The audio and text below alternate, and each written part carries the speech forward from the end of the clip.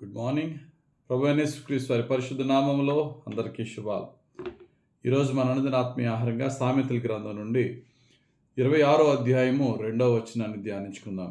రెక్కలు కొట్టుకొనుచు తారాడుచున్న పిచ్చుకయు దాటుచుండు వాన కోవెలయు దిగకుండునట్లు హేతువు లేని శాపము తగలకపోవును. ఈరోజు మనం ధ్యానించే వాక్యం ఏంటంటే హేతువు లేని శాపము తగలకుండును. అంటే మనమంటే ఇష్టం లేని వారు మన మీద కోపముతోనూ కక్షతోనూ అసూయతోనూ మనలను బాధపరచడానికి, మనలను నాశనం చేయడానికి రకరకాలుగా మనల్ని దూషించి శపించి రకరకాల శాపనార్థమైనటువంటి మాటలు మనకి వ్యతిరేకంగా పలికినప్పుడు భయపడవలసిన పని లేదని వాక్యం చెప్తుంది. ఎందుకంటే హేతువు లేని శాపము తగలకపోవును. Curse without any cause. మనం ఏమీ చేయకపోయినా మనల్ని శపించినప్పుడు ఆ శాపానికి తగ్గ పాపము, ఆ శాపానికి తగ్గ కారణాలు ఏమీ మన దగ్గర లేనప్పుడు ఆ శాపము నీ యొద్దకు రాదు. ఎలా రాదంటే, పిచ్చుక ఎగురుతున్నప్పుడు చాలా స్పీడ్గా ఎట్టేపు వెళ్తుందో కూడా తెలియనంత స్పీడ్ ఎగిరిపోద్ది. పిచ్చుక దాని రెక్కలు కొట్టుకుంటూ ఉంటుండగా అది ఎగురుతుంది కానీ కిందకి రాదు, కింద పడదు. దాని రెక్కలు అది ఆడిస్తూ ఉన్నంతసేపు ఏ విధంగా అయితే నేల రాలకుండా అలా ఎగురుతూ ఉంటుందో, శాపము కూడా ఏ వ్యక్తి మీద అయితే శాపం పలకబడిందో ఆ వ్యక్తి దేవునికి ప్రీతికరంగా ఉన్నంతసేపు కూడా ఆ వ్యక్తి మీదకి శాపము ఎట్టి పరిస్థితుల్లో దిగదు. ఈ విషయాలు మనం బైబిల్లో అనేక జీవితాల్లో మనం చూడొచ్చు. భక్తుడైనటువంటి దావీదు గొలియాతు మీదకి వెళ్తున్నాడు. గొలియాతు దావీదును దూషించాడు, ఇశ్రాయేలును దూషించాడు. వీరందరూ కూడా పూజిస్తున్న వీరి దేవుడిని యెహోవాను దూషించాడు. ఎప్పుడైతే దేవుడిని యెహోవాను గొలియాతు దూషించాడో, దావీదు పౌరుషంతో దేవుని కొరకు రోషం కలిగిన వాడిగా నిలబడి వెళ్తున్నప్పుడు దావీదుని గొలియాతు తన దేవతల పేరట శపించాడట. గొలియాతు యొక్క విశ్వాసం ఏంటంటే, మా దేవత పేరట శపిస్తే, మా దేవుళ్ళ పేరట శపిస్తే ఆ శాపం తగిలి వాడు నా చేతిలో ఓడిపోతాడని. కొంతమంది రకరకాలుగా శపిస్తారు. అయితే గమనించవలసిన సత్యం ఏంటంటే, మన దగ్గర ఆ శాపానికి తగ్గ పాపం మన దగ్గర లేనప్పుడు మనం భయపడవలసిన పని లేదు. వారి దేవుళ్ళు దేవతలకి అసలా భయపడవలసిన పని లేదు. చూడండి గొలియాతు ఏమన్నాడు. 1 సమూయేలు గ్రంథం 17వ అధ్యాయం 43వ వచనం.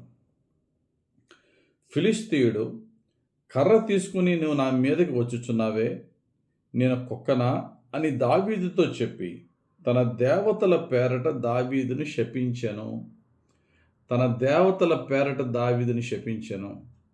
ఆఫ్టర్ ఫ్యూ మినిట్స్, కొద్ది నిమిషాల్లోనే అతని దేవతలు ఏమయ్యారు, అతని శాపాలు ఏమని, అసలు అతడు ఏమయ్యాడో మనకు తెలుసు. బాలుడైన దావీదు చేతిలో గొలియాతు చంపబడి దిక్కులేని స్థితిలో ఫిలిస్తీన్లందరూ పారిపోవడం జరిగింది. శాపమేమీ తగలలేదు, దేవతలేమీ చేయలేకపోయాయి. దేవుడు దావీదు పక్షంగా ఉండి దావీదుని హెచ్చించాడు. ఈరోజు మన జీవితంలో కూడా ఎవడో నన్ను శపించేస్తున్నాడు, ఎవడో నాకు హాని తలపెడుతున్నాడు, ఎవడో రకరకాలైనటువంటి చెల్లని శక్తులు నా మీద ప్రయోగిస్తున్నాడు, ఏయో దురాత్మలు నన్ను పీడిస్తున్నాయి, నన్ను శోధిస్తున్నాయి అని నువ్వు చింతించవలసిన పని లేదు. వాటన్నిటికంటే మించిన దేవుడు నీ పక్షంగా ఉన్నాడు. నీ దేవుడు నీ పక్షంగా ఉండడానికి కారణమైనటువంటి నీతి, యథార్థత, పవిత్రత దేవుడు నీలో కనుగొన్నప్పుడు ఏ శాపము ఏ కీడు నిన్ను అంటున్నవాడు కనుక వాటికి భయపడవలసిన పని లేదు. భక్తుడైనటువంటి దావీదుని దేవుడు హెచ్చించినప్పుడు, దేవుడు దావీదుని దీవించిన తర్వాత, గొలియాతుని సంహరించిన తర్వాత, సౌలు మహారాజు తర్వాత దావీదు మహారాజు అయ్యాడు. దావీదు హెచ్చింపబడిన తర్వాత కొంతకాలానికి దావీదుకి తన కుమారుడైనటువంటి అబీషాలోము గొడవ వచ్చి విడిపోయారు. దుర్మార్గుడైన అబీషాలోము రాజ్యం కొరకు దావీదుని ఇంటి నుండి వెళ్ళగొట్టినప్పుడు దావీదు అడవిలోంచి వెళుతూ ఉంటుండగా సౌలు యొక్క బంధువైనటువంటి బెన్యామీను గోత్రానికి చెందిన వాడైనటువంటి షిమి నోటుకొచ్చినట్టుగా దావీదుని శపించాడు.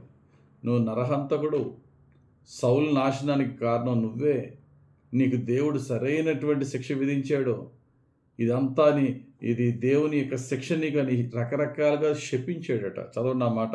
2 సమూయేలు గ్రంథం 16వ అధ్యాయం 8వ వచనం. చీపో చీపో, నీ వేల వలెనని నీవు వెళ్ళగొట్టిన సౌలు ఇంటి వారి హత్యను యెహోవా నీ మీదకి రప్పించి యెహోవా నీ కుమారుడిని అబిషాలోము చేతికి రాజ్యమును అప్పగించి ఉన్నాడు. నీవు నరహంతకుడవు గనుకనే నీ మోసములో నీవు చిక్కుబడి ఉన్నావని దావీదు రాజును శపింపగా. దావీదు సౌలుని చంపలేదు. దావీదు సౌలుకి ఏ విధమైనటువంటి హాని చేయలేదు, మేలు చేశాడు. కానీ ప్రజలు మాత్రం తప్పార్థం చేసుకున్నారు. ఈరోజు నువ్వు మంచి చేసినప్పటికీ కూడా ప్రజలు నిన్ను అపార్థం చేసుకుని నేను దూషించి శపిస్తే భయపడవలసిన పని లేదు, బాధపడవలసిన పని లేదు. కానీ ఆ మాటలు హృదయాన్ని చాలా భయంకరంగా వేదనకు గురి చేస్తాయి. అటువంటి సందర్భంలో దావీదు చేసిన పని ఏంటో తెలుసా? ప్రక్కనున్న వాళ్ళు దావీదుతో అంటున్నారు, యోవాబు సహోదరులు వీళ్ళందరూ, సిరియా కుమారులు, అయ్యా రాజా అను, వాడు చచ్చుని కుక్కలాంటోడు, ఆడు తల తెచ్చి నీ కాలు మీద వేస్తానంటే వాడిని శపింపనవరా? వాడు శపిస్తూ ఉంటే నా మీద దేవునికి జాలి కలుగుతుంది అంటాడు దావీదు. అదేవిధంగా దేవుడికి జాలి కలిగింది. దేవుడు ఇంకా దావీదుని హెచ్చించాడు. తర్వాత గమనించండి ప్రియులారా, ఈ ఇతరుల యొక్క శాపాలకు భయపడవలసిన పని లేదు. వాళ్ళు ఏయో రకరకాల దురాత్మ చిల్లంగి శక్తులు ప్రయోగిస్తారనే దిగులు అస్సలు అవద్దు. మనం చేయవలసిన పని ఏంటంటే, పక్షి తను ఎగురుతూ ఉంటుండగా కింద ఎలా నేల రాలదో, పరలోకంలో దేవదూతలు శరాపులు, దేవుని దగ్గరగా ఉన్న దేవదూతలు 3 జతల రెక్కలు ఉంటాయట. దేవుని మహిమను చూడలేక ఒక జత రెక్కలతో వారి మొహాన్ని కప్పుకుంటారట. దేవునికి తమ పాదాలు కనబడకూడదని ఒక జత రెక్కలతో వారి కాలు కప్పుకుంటే ఇంకో జత రెక్కలతో ఎగురుతూ యెహోవా పరిశుద్ధుడు పరిశుద్ధుడు అని దేవుని స్తుతిస్తూ ఉన్నారట. జత రెక్కలతో ఎగురుతూ శరాపులు దేవుని స్తుతిస్తూ ఉన్నారు. ఈరోజు మనము కూడా మన నోటి నుండి దేవునికి నిత్యము స్తుతులు చెల్లిస్తూ ఉంటే ఏ కీడు మన జోలికి రాదు. పక్షి ఎగురుతూ ఏ విధంగా అయితే కింద నేల రాలకుండా ఎగురుతుందో, మనం ఇక్కడ నిత్యము దేవుని స్తుతిస్తూ ఉంటే, నిత్యము దేవునికి ప్రీతికరంగా మనం జీవిస్తే ఏ కీడు, ఏ నష్టము, ఏ కష్టము, ఏ శాపము మన దరిదాపుల్లోకి రాదు. ఎప్పుడైతే మనం దేవునికి విరోధంగా ఉంటామో శాపమేటి కీడేటి ఏదన్నా మనల్ని నాశనం చేస్తుంది. కనుక ధైర్యంగా ఉందాం. మనుషులకు భయపడద్దు, మనుషుల మాటలకు భయపడద్దు.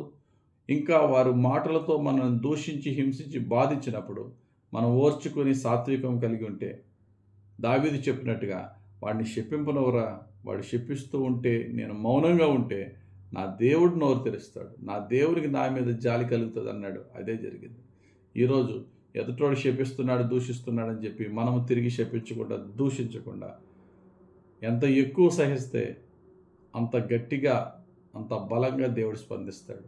దేవుని చేతికి అప్పగించుకుందాం, సమస్తాన్ని ఆయనకి అప్పగిద్దాం. దేవుడు మన దుఃఖాన్ని నాట్యంగా మారుస్తాడు, శాపాన్ని దీవెనగా మారుస్తాడు. నిత్యము దేవుని స్తుతిస్తూ ఆయన యొక్క మహిమ నిత్యము మన మీద ఉండులాగున దేవునికి ప్రీతికరంగా జీవిద్దాం. యేసయ్య అట్టి కృప మనందరికీ దయచేయను గాక. ఆమేన్.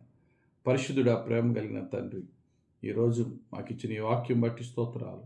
మనుషుల మాటలకు, శాపాలకు, దురాత్మల శోధనలకు ఏమాత్రం భయపడకుండా నీకు ప్రీతికరంగా జీవిస్తూ అయ్యా నిత్యము అయ్యా నిన్ను స్తుతిస్తూ, ఆరాధిస్తూ, ప్రార్థిస్తూ నీ మహిమలోనైనా అంతకంతకు బలపడుతూ ప్రతి శాపము మాకు దీవెనగా మారి, ప్రతి దుఃఖము నాట్యముగా మారి, నీ శిలువ సాక్షులుగా మేము బ్రతికి అనేకులకు ప్రభువా ఒక ఇన్స్పిరేషన్గా మమ్మల్ని చూచువారు అనేకులు నిన్ను వెంబడించే విధముగా మేము నడిచే భాగ్యం మాకు దయచేయమని, నీ ధైర్యమును, నీ విశ్వాసమును, నీ పరిశుద్ధాత్మలో రక్షణానందమును ఎల్లప్పుడూ మాకు దయచేయమని యేసుక్రీస్తు వారి పరిశుద్ధ నామములో ప్రార్థించి వేడుకొనుచున్నాం తండ్రి. ఆమెన్. తండ్రి యొక్కయు, కుమారుని యొక్కయు, పరిశుద్ధాత్మ దేవుని అభిషేకం హెచ్చుగా మనపై దిగి వచ్చి మనల్ని నడిపించి దీవించును గాక. Amen. God bless you. Have a very blessed day.